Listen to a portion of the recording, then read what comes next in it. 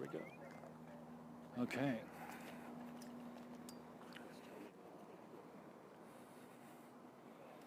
Hey folks, it's Mark Horner. I'm in South Everett, Washington at the Eastmont brush fire.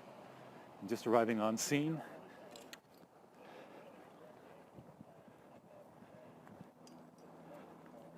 In just a moment, we'll be getting you a lot more information.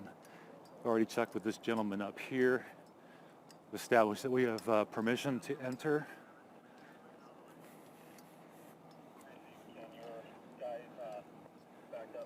Thank you, sir. News crews are assembling up by the deputy vehicle up there. All right. Thank you very much. Yep.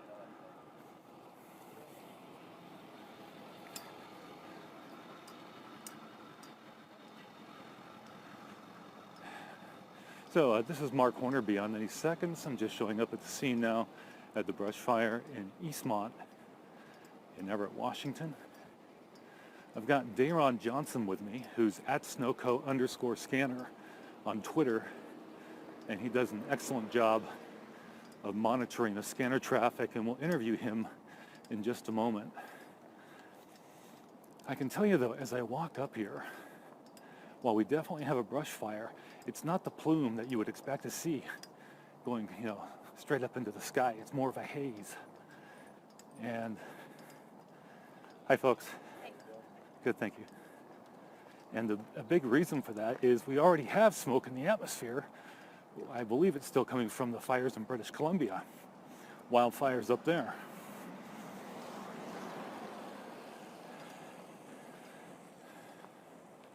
This is a neighborhood I actually spent the second half of my childhood growing up in, from about 1978, and I lived here until about 1984.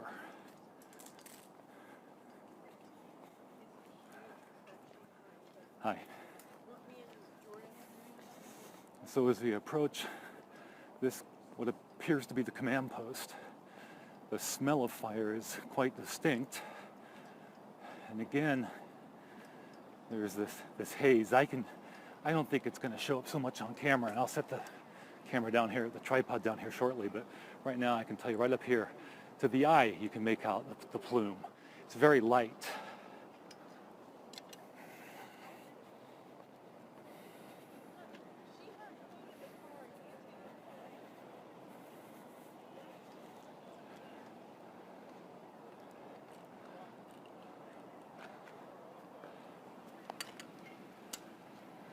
Okay, sure, yeah, you can see it right here.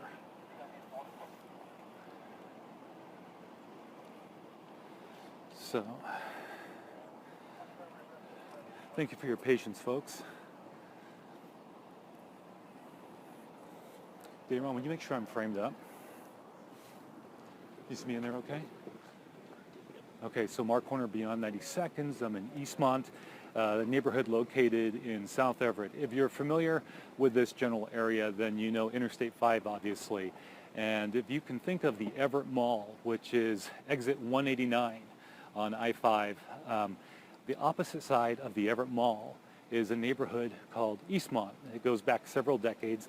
There are some newer homes towards the back, but at the center of this neighborhood is an elementary school. It's Jefferson Elementary School. We're not quite near that area at all. I want to make that very clear.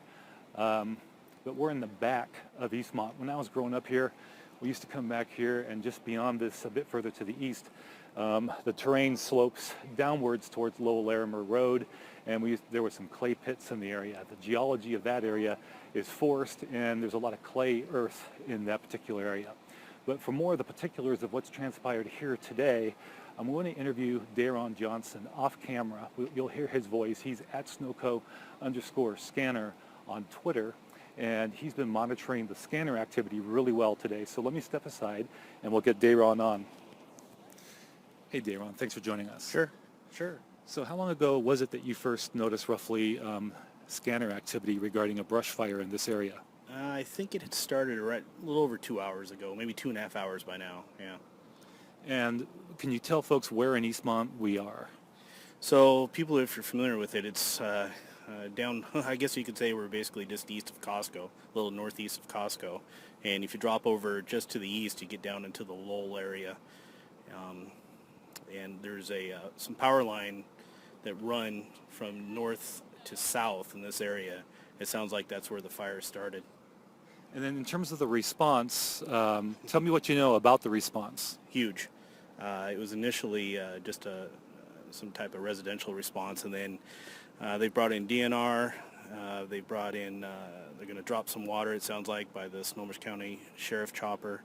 They've brought in 2 strike teams. There's people here from all the way from, it sounds like all the way up in Arlington, and then all the way as far as Clearview.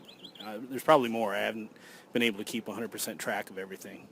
So as I was watching or keeping an eye on Twitter, and shortly before I came out here, one of the tweets that came across, in fact, I think I heard it on your scanner frequency on your website. What's your website again? www.snohomishcountyscanner.com. And that's where you can listen to this feed of scanner traffic so you can hear it in real time. But what I heard at one point was there was a big concern about the weather, a shift in the weather. Do you recall that? Yeah, they've described the wind shifting several times actually, and got a little concerned about that with where the crews were, and also the houses that are right up here. But it sounds like that's not really a concern at this point. Let's step a little bit to the side off because there's a vehicle approaching. I want to get out of the way. Thank you. Yes, you said, oh. That, I forget his name. That is the guy who ran the whole show there when we had the mudslide out in Oso. I forget his name. It's not Travis Hotz, is it? No, from the emergency management group in Snohomish County. Oh, right. Someone will probably give us a comment here. And by the way, we've got 23 viewers watching on Periscope using the app, and I imagine we have many more watching on the web. So talk about, you were talking about the weather. There was a shift in the winds, right? Right, yeah, that's what they were saying a couple times. Okay. And in terms of the response agencies, I don't believe you mentioned all of them specifically. You don't need to nail down every one, but who do we see here today? I see Mukilteo, Snohomish, Fire District 1. I saw some Marysville rigs. Looks like that's Department of Emergency Management. That's who that is. And then, of course, the Snohomish County Sheriff is here, Fire District 7. Arlington's here, brush rigs from Getchell. So it's all over. So when we look at this from the air, now it's important to point out that the fire itself is not in the Eastmont residential housing area yet. It's very, very close, though. There is a forest that exists between here and the next development to the north, and this forest extends basically east-west. And if you're familiar with Snohomish, historic Snohomish, down in the flats, the agriculture, we're up above that. We're at a higher elevation. So it's from here that really, just east of this neighborhood, that the terrain slopes down to the Snohomish Valley.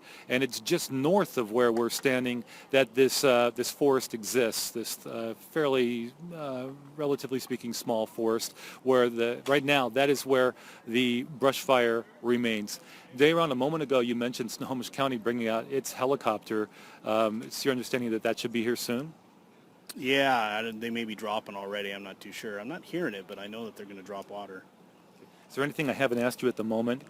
You've got the map in front of you. Can you give us exact cross streets as to where we are? Yeah, we're standing in between. We're at 88th and Eastview Ave right now. We're just to the north of it. And then, of course, the fire is farther north of us in the ravine down in there. Now, I think there's a creek, or possibly, when I was looking at the Google Earth map, I don't know if that's Wood Creek or something like that. Yeah, that's Wood Creek. Okay, it is Wood Creek. Okay, very good. So if you're familiar with these streets, these landmarks, then you know the area. What we're seeing in front of us, someone just asked a question. I just missed it. If you could, I apologize. I'm going to monitor a Periscope right now. I'll do a better job. I was looking at a map on Daron's smartphone showing Wood Creek. But if you want to post any more questions or comments for the next few minutes, I'll make sure I keep my eye really closely on my phone, which is providing you with this Periscope broadcast. And as I do so, I want to point out that it's just over here where we see a number of firefighters. Some of them look like they've just come out of battling this brush fire and are kind of resting and recharging, if you will. Of course, we're approaching sunset. And at sunset, okay, wait, is the fire at all contained is the question from @MBuxton83. Daron, have you heard anything about containment? I can't really comment on that, to be honest with you. I don't know. Okay. Daron does a really good job of monitoring the scanner traffic, and at this point we haven't heard, he is not aware of any information coming out regarding containment figures. Just wondering if you can see it from the Costco parking lot. You know what? If you're at Costco, you probably can at least make out the haze. For reference, I was coming up 132nd. So if you grew up here, you know where the Beefalo used to be. Right now there's an Albertsons and McDonald's. That's 35th and 132nd. I drove through that area, and there was more haze there than I expected. And not only was it up in the sky, it was down low, at road level, if you will. I'm not going to say it was a dense haze. It wasn't. It wasn't consistently there. It was in pockets. And I have to believe that it was coming from this fire. I can also tell you that I live out by Glacier Peak High School, and I could smell this fire. My wife and I could both smell it when we went out on our deck. We could smell a fire burning, and I've got to believe it was this fire. Right now, as I watch the smoke, and you can see it right here, this thin band of smoke right here, it's going pretty much vertically, maybe a little bit to the east, but I can definitely see the energy in that as I sit here and watch it. It looks thin, but it's definitely rising quickly. I can see that with my eye. It probably doesn't pick up so well on the iPhone. What I'll do is I'm going to tilt the camera, the iPhone, so that we get more of the sky, and perhaps if we just look at that plume area, we might see the iPhone adjust for exposure and provide better contrast so you can make it out better. Just a moment here as I do that.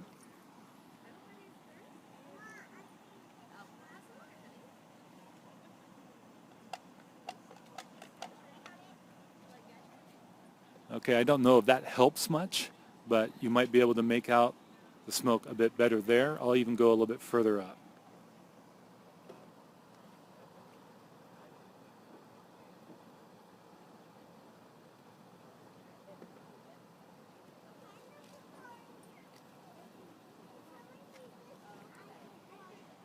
Okay, what I'm going to do right now is I'm going to move a little bit closer. We'll go as far forward as just approaching this sheriff's vehicle. Sorry if I missed it, but is there any word on how it started at all? Have you heard anything, Daron? Yeah, it's very early. No word whatsoever. I know sometimes we do get an indication early on what might have sparked a brush fire or some other fire. In this incident, it's pretty much what we're used to experiencing, and that is we don't know just yet, and that information is likely to come perhaps hours, if not more, down the road. So, thanks. I'm just going to move up a little bit closer then. No, I am not.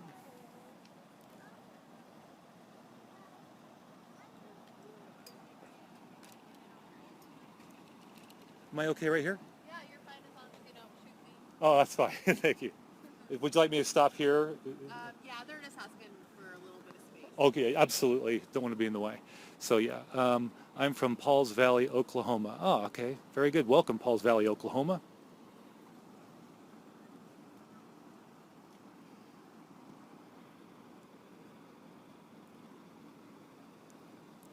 And now just relay this to Daron. Daron, if anything new comes up that you think that might be of interest to the Periscope viewers, just give me a tap on the back and we'll get that information from you. Hey, Chattanooga, Tennessee, thank you very much. And I see a news crew coming forward.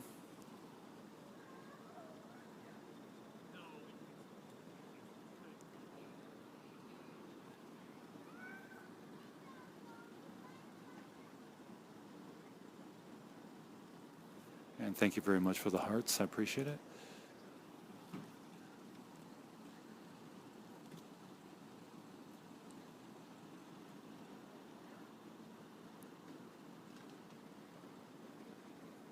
Thanks so much for all those hearts. Just to kind of share a little bit of personal relationship to the scene. I did grow up in this neighborhood back in about 78 to the early 80s. My family continued to live here well into the 80s, 89, 88. Have friends of our family that still live in this neighborhood. This is the back half of Eastmont. If you're familiar with the Everett Mall in South Everett, this is a neighborhood that's located on the opposite side of I-5 from the Everett Mall being on the west side of Interstate 5. Eastmont is the neighborhood that is located on the east side of Interstate 5.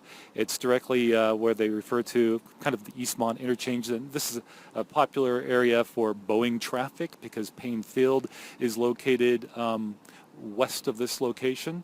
And if you go further west, you'd find Mukilteo, Washington, but it's directly east of here and in a lower elevation where you find the Snohomish Valley. So this is kind of like as you travel east from I-5 in South Everett, this is kind of like the last of this level of land, of the landscape, if you will, before the land goes downsloping significantly into the Snohomish Valley. Other than TAC 22, what other TGs are they using?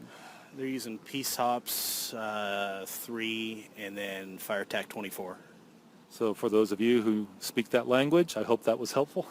I'm going to just pan the camera a little bit. Is this the smoke we are seeing in Marysville? Quite possibly. If you're looking from Marysville to the south, you are probably seeing at least a lot of haze.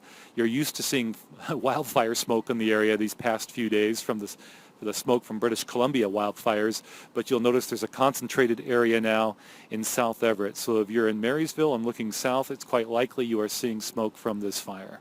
So who you're seeing here in the picture right in front of you is John Pennington from the DEM, Snohomish County DEM. That's right, John Pennington. He was a familiar face a year ago, March of 2014, when we had the Oso mudslide in Oso, Washington. You'll remember those daily briefings from a few key spokespersons, including Mr. Pennington. Travis Hotz was another one. Travis Hotz is not here. His jurisdiction's further out, or his area of immediate command, assuming he's still at that post, and I would think he is.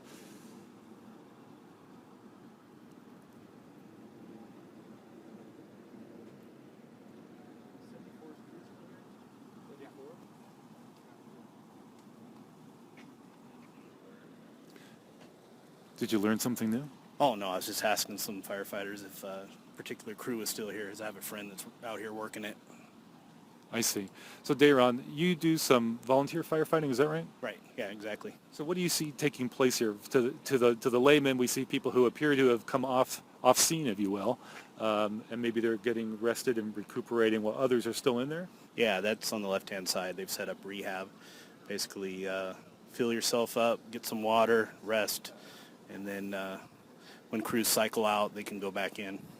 So there would definitely be people still in there right now working this fire, apparently we have no word on containment, so we imagine that's still part of the game plan here.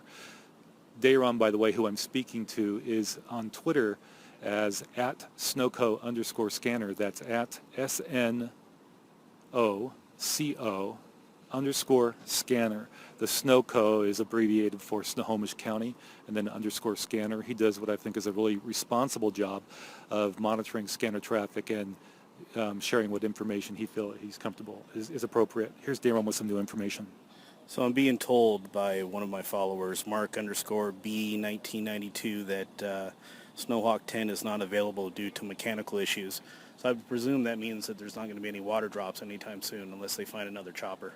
There was some information going out, speaking of water, and well, first of all, let's put that into context. What does that mean at first blush? What kind of questions go through your head or concerns when you hear that they were hoping for a helicopter and apparently there isn't one on the way at the moment? Well, I would think that they're going to try and find another helicopter that can do this real quick. I happen to know that Guardian 1 can't do this because we just had a fire in my fire district last week, and they can't drop water. So they would be out of the...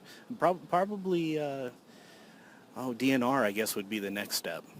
Probably. They would have to bring in a DNR chopper. I'm just guessing. I don't know, but...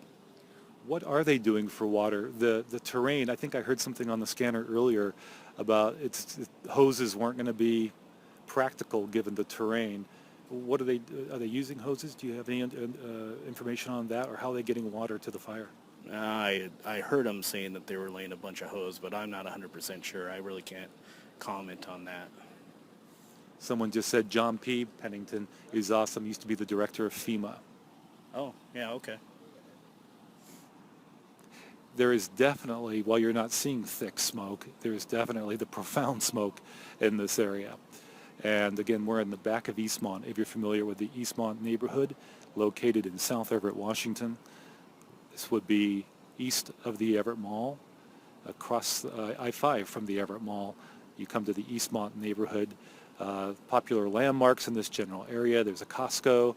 If you grew up here, you know the skate deck. That's about 3 miles from here, maybe at best, at most.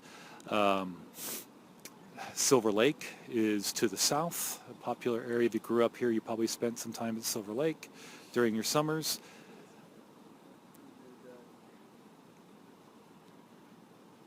And these firefighters, this command post, definitely appears to be one that is expected to be here for some time. They've got lots of water out, lots of beverages, tables, firefighters just over here getting refreshments. I see Daron's tweeting out to his friend with some questions, so maybe we'll get some new information from somebody who I believe is actually working on scene here shortly. So it's been about a couple of hours, roughly, since word of this fire was first reported. No word on cause, no word on containment, but we're under the impression definitely that there are firefighters inside there fighting. This crew has been cycled out. They've already been in. They're now getting replenished. And if you've been watching some of the local television stations, no doubt, or you've been on the web watching, you've seen aerials over the fire, you can see that Interstate 5 is not a great distance to the west of here, and that this fire is very close to the Eastmont neighborhood itself. Just judging by where the smoke is, I would say it's all of maybe 50 yards. I don't know what the actual distance is, but it does not look like it's very far away.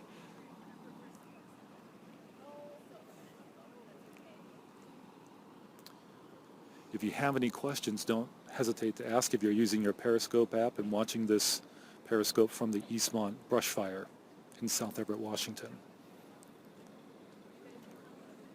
So that's and over to the right there, that's Support 7. My understanding it's a group of volunteers that come out to big incidents and bring water and food and support the efforts for the firefighters and whoever happens to be on the scene. Fantastic. So specifically, Daron is referring to this vehicle right here. You can perhaps make out the word support right here, and I can actually see the numeral 7. Perhaps you can just make it out. Mark, do you have the same access as mainstream media?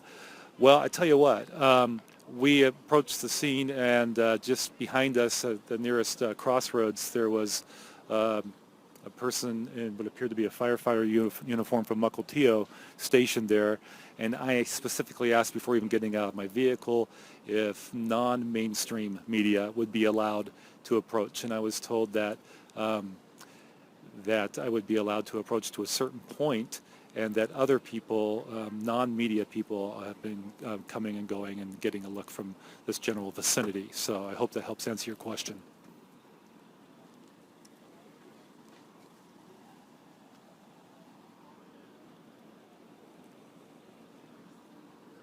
It's great that you are there and able to document and report this. Hey, Mike Scoville in Tucson, Arizona, thank you very much. I do appreciate that.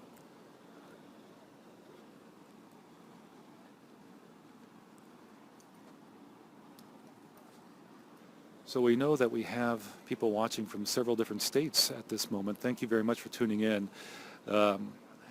These firefighters before us appear to be in no particular hurry or giving no indication that they'll be leaving anytime soon.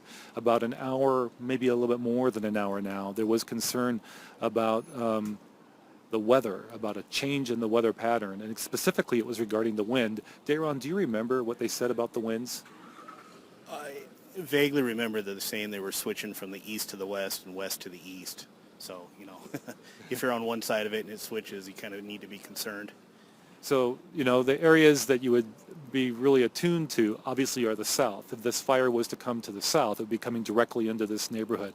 If this fire were to move to the west, then you're getting into Interstate 5 traffic. Now, I've received, and I haven't been able to monitor Twitter and see what the PIOs are putting out there from the respective local law enforcement agencies, but I've heard nothing to indicate that this is at this point in any way affecting with its smoke Interstate 5 at all. But we know from people who have been watching your comments right here on Periscope that as far away as Marysville, which is about 13, 14 miles to the north, you're seeing smoke from this direction, and you're seeing smoke from this fire. To my knowledge, no specific name for this brush fire yet. I'm just calling it the Eastmont fire, Eastmont being this neighborhood. That's a very sizable neighborhood that's been around for decades now. Again, I moved to this neighborhood and lived here for a period of years beginning in the late 70s. Another concern of direction, obviously, then would be for the fire. If the winds would push it south, you'd be right into this neighborhood. Mark, sorry for joining late. Can we get a quick reset on your location at Mike Scoville? Sure, Mike. So generally speaking, Mike, we're about 30 miles north of Seattle. If you look at your map going north from Seattle, you'll see the next very large town, one of the larger towns in Washington State. That's the city of Everett. We're in South Everett, if you look at Everett. If you look at I-5 and you know where to look for those mileposts and those exit numbers, if you look at 189, so we're 189 miles north of Oregon, if you understand the milepost system. If you look at exit 189, that would be the exit you would take off of I-5 to travel immediately east and into the Eastmont neighborhood. We're in the back of that neighborhood, and we're on high ground, relatively speaking, because if you consider what's just east of here, we are on high ground. For your information, your signal's breaking up now, and then so we lose some of the info you are giving us. Thank you, Mike. I appreciate that. I'll double check the batteries on my my wireless microphone after this. But yeah, so we're in South Everett, southern area of Everett, and we're in the Eastmont neighborhood, which is still Periscope is perfect for these kind of events. Thank you, Mike. Yeah, a lot of types of human behaviors and whatnot get recorded and shown live on Periscope, full range there, and they do at times involve news, and this is one of those, and I hope that people out there are finding it somewhat useful and helpful in terms of at least getting an eyeball on the scene here at the command post and a feel for what's going on. Signal from here is fine. Haven't lost a word. Thank you very much, Long Hair One. At Long Hair One, are you down in the Snohomish Valley? Do you live near the Lowell Larimer area? Go ahead and feel free to answer if you'd like, because you shared a picture earlier of what it looked like down there in regards to the haze directly below us in the Snohomish Valley. So please understand that just east of here, this terrain makes a dramatic slope downward into the Snohomish Valley. Very fertile farming soil it often floods, quite frankly, from the Snohomish River. We're on the higher ground, and then down below you have the Snohomish Valley. So we're at the back of Eastmont, not quite to the very back, but we're quite far back. You can only develop so far here, realistically speaking, unless you want to be on some very soft earth and clay, because you get a lot of clay back there. I see an old friend, I believe this is Gary Horcher, coming our way. Gary and I used to work at WBAY in Green Bay. Nice to see you, Gary. Nice to see you, my man. What do you know? Can you give us 10 seconds? 10 seconds. Have you heard anything about containment? It's being contained. They're building a fire line around it. They're digging, wildland firefighters are digging kind of a trench around it, putting a lot of water on it. It's a quarter mile away from the houses. If they hadn't found access, it could have gotten away and everything in front of us could have burned. So, but for now it's contained and these people really don't have anything to worry about. That's what we're being told. That's fantastic news. I know you got to meet your deadline, so I don't want to hold you up, but I could talk to you for a long time. Sure. Periscoping. Periscope. Yeah, Excellent. I know you're on Periscope. I Gary am. Horcher from Cairo Television in Seattle. I'm on Periscope. You can follow me. Yeah, and you are on Periscope and Twitter. Yeah, You're at Gary Cairo 7. At Gary Cairo 7. Thanks a lot, Gary. You're Really welcome, appreciate it. Mark. Good to see you again. Nice to see you too. Always nice to run into an old friend. Just for reference, Gary and I both worked at WBAY Television, the ABC affiliate in Green Bay, Wisconsin, 1994 and 1995. He's been with Cairo Television, the CBS affiliate here. Here he goes. In Seattle for a number of years now, and has done a marvelous job reporting for Cairo Television in Seattle, and is a very well-known name and face in this area now. So it's nice of him to take a moment just to hear for him to share what he was learning, that they are getting the upper hand is what he's hearing. Another really good thing I keyed on from Gary is he's being told that the fire is about a quarter of a mile from the houses. So that's further than I thought. I mean, quarter of a mile sounds threatening, and it really is too close for comfort. I understand that, but that's a little bit further away than what it seems to be when just viewing the plume from this location. So once again, thanks a lot to Gary Horcher from Cairo 7 Television out of Seattle for taking 15, 20 seconds to share that good information. He's under the impression that right now the residents in this area no longer have a lot to worry about. But as anybody knows who deals with fire, you really don't have the ultimate peace of mind until it is considered 100% contained and out, because even embers can, be beneath the soil and burn and come back even days or weeks later. Thank you very much for the nice words. I appreciate that here on Periscope, and I appreciate the heart too. I'm going to check in with Daron Johnson, who does a wonderful job of monitoring the scanner feeds, as well as he has a friend on scene working this fire. Daron, anything new? Nothing really. Mark tells me that it sounds like they may try and take the chopper back and repair whatever the problem was and then bring it back out, but that's all I really heard. What's your sense of what's happening here in terms of the immediate threat? It sounds like they're getting the upper hand, or the weather's cooperating. Yeah, the sense of urgency is definitely minimalized, and I can tell on the scanner, listening to it, they're settled down also. So I think things are starting to become under control here for them. As a firefighter, we're going into sunset. I can feel the breeze picking up. That's always something to keep an eye on, right? And just the unpredictable nature of how the winds might push things. Yeah, the breeze is not good, but the cooler temperatures are nice. No doubt about that. All right. Well, I'll tell you what, I'm going to hang tight here for just a few more minutes. If you have any questions, I'm basically hanging tight for you on Periscope. Those of you using the app, feel free. If you would like to ask a question, we'll do our best to answer it. Or if you want me to point the camera in another direction, by all means, just let me know, and I will do so. Thanks a lot, Mike. I really appreciate it.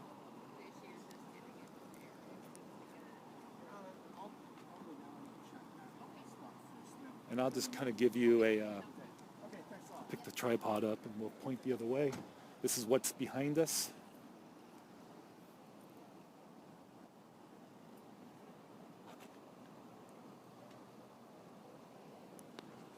It's hard because I can't zoom with the iPhone, but there are emergency vehicles here. 1, 2, 3, and over here on the right. Any idea when it started? At Wolf 91 is asking when it started. We can tell you roughly when it was reported. It's been about a couple of hours, and Daron's, I think, trying to see if he can nail down that specific time for you. He's on his phone right now. Stand by. And Daron Johnson, who is at snowco_scanner, will have hopefully a better time for you where we maybe nail that down.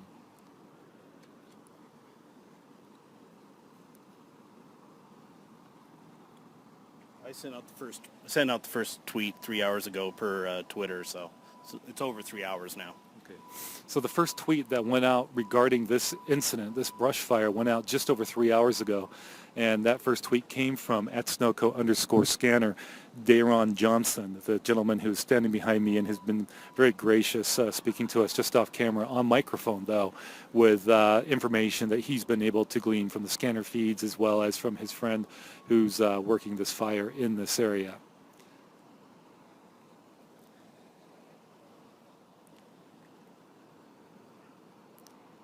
You're most welcome, at Wolf 91. You're most welcome. So I think the good news here is, we're talking about a fire in extremely dry conditions that got as close as a quarter of a mile from the homes in this neighborhood, Eastmont, the back of Eastmont, so toward the east end of Eastmont in South Everett, Washington. The good news is that by all indications, these firefighters seem to believe that they have the upper hand on this, and that speaking with Gary Horcher from Cairo 7 television reporter who just walked by, an old friend, he shared that from what he's learning, it doesn't appear that folks here have much left to worry about. I always kind of take a bit of a breath when we want to go into that type of thinking, because in all likelihood it is absolutely correct. But over the years I can tell you that there have just been too many cases where we thought we had fires under control and they can come back in an instant. So fire got paged out at 16:27 according to @JohnSmith1. Hey, @JohnSmith1, I appreciate that very much. At 16:27, so 4:27 p.m., this fire got paged out. I appreciate that information right down to the minute. Very helpful. So for those of you wondering about that information, there you go.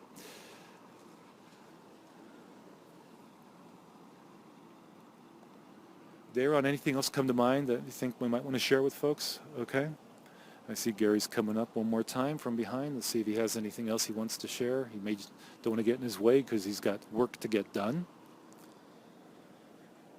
See you, Gary. And there goes Gary Horcher.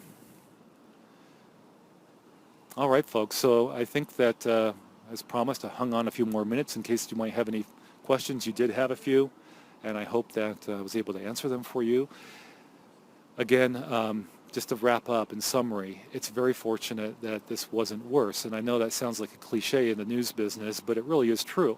Because, you know, there are people who will say that, boy, we're seeing August conditions in July. Well, I would politely submit to you that we don't even see these conditions in any month of any year, historically speaking. It is so dry.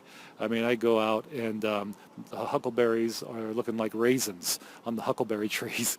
I took a twig from a huckleberry tree recently and then from another tree and snapped them. They're just dry as can be. So it is tinder dry in this part of Washington state, and I've never seen it dry in this part of the country. This would be considered dry, I would think, whether you were in California, Arizona, New Mexico, Utah, Colorado. It's just flat out dry here in Western Washington. And we've had numerous days in recent weeks of record temperatures well above the 90s. So to recap, brush fire in South Everett, Washington. This area is called Eastmont. If you know the area, it's exit 189 off of Interstate 5. This is directly across from the Everett Mall. So from I-5, on the west side of I-5, you have the Everett Mall, and directly across from the Everett Mall on the east side, you have this neighborhood called Eastmont, and we're about roughly 30 miles north of Seattle. The report of the brush fire came about just over 3 hours ago, and crews were on it. They were on it in a big way. There were numerous crews that responded, and there was a lot of concern because of the residential area that is so close, and Interstate 5 itself, which is just roughly a mile to 2 miles. It can't be 2 miles at all. Not that far to the immediate west. So given the dry conditions, given the weather forecast, given the changing weather conditions with the winds shifting, and right now as I speak I'm feeling more of a breeze, which is common at sunset, isn't it, that you get the winds pushing through a bit more as the sun goes down. So the good news is, though, we're hearing from Gary Horcher from Cairo Channel 7, the CBS affiliate television station here. He just came out from talking with folks here directly involved in this fire, and he shared with me that the fire is about a quarter mile away, that they're having some success containing it, and that the people here, he's been told, don't have much to worry about now at this moment. So we'll see how it plays out. Certainly hope it ends up that way, and that these crews get this fully contained and extinguished this evening, and everybody just be careful out there, all right? It's very dry, probably where you are too. Many of you are watching from nearby states, including Arizona. I see Guy Atchley from Tucson, my friend at KGUN 9, the ABC affiliate down there, joined us a few minutes ago. Just want to say thank you very much wherever you are for watching. I'm Mark Horner, Beyond 90 Seconds. I hope you have a pleasant day, evening, whatever time of day where you might be. Thanks for watching, folks, and take care.